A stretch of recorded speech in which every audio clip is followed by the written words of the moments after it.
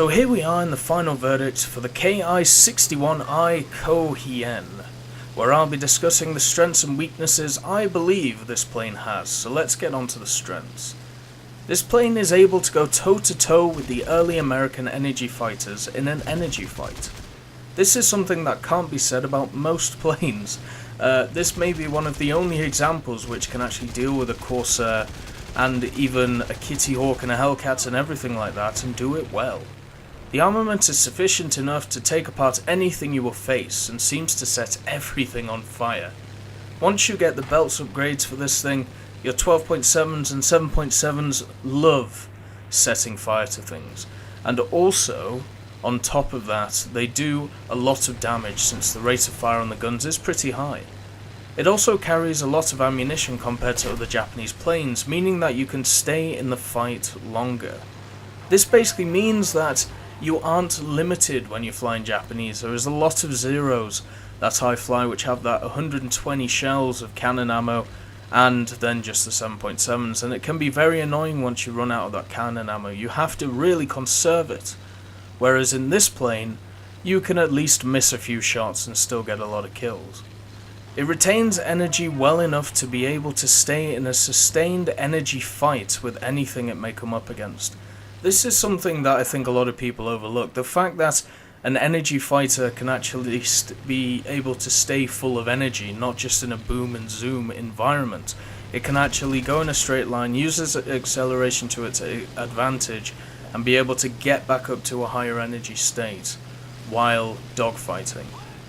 You contrast well with the Zero, creating an unstoppable pair of a turn fighter and an energy fighter. The Ki-61 is decent at mid-altitude and the Zero is good at low altitude. This basically means that if the Zero or the Ki-61 can bring people down, the Zero wins the battle, but if the Zero is in trouble with a turn fighter, then the Ki-61 can boom and zoom. It's a wonderful pair that the Japanese have there. But anyway, let's get on to the weaknesses. If you are caught at low energy, you are dead. This can basically be said about any energy fighting plane, but this thing does not do well when it is at low energy. It struggles to turn, it struggles to roll, it struggles to do basically everything supposedly a Japanese plane should do.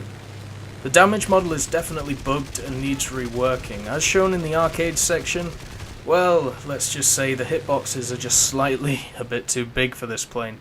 And also, when you get hit on one wing, sometimes it hits the other and everything like that. It's very odd when it comes to the damage model with this plane.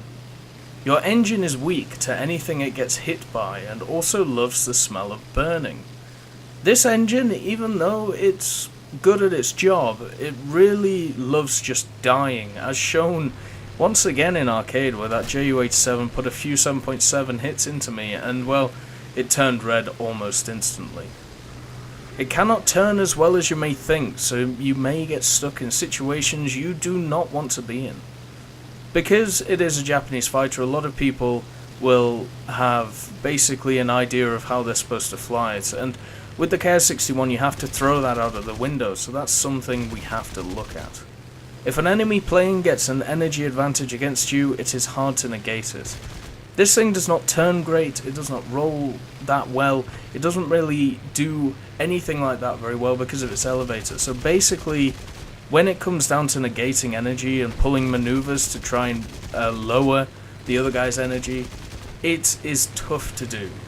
The really only way to be properly advantageous in this plane is to have a massive energy advantage. But overall, it's a fun plane. I mean, I'm not going to say it's bad because the great thing about it is that a lot of pilots who face it think it's a turn fighter. So they try and fight it like a turn fighter and you basically just destroy them through energy fighting. It's wonderful. And there's a lot of American players out there who struggle against this aircraft. But anyway, thank you for watching and have a great day.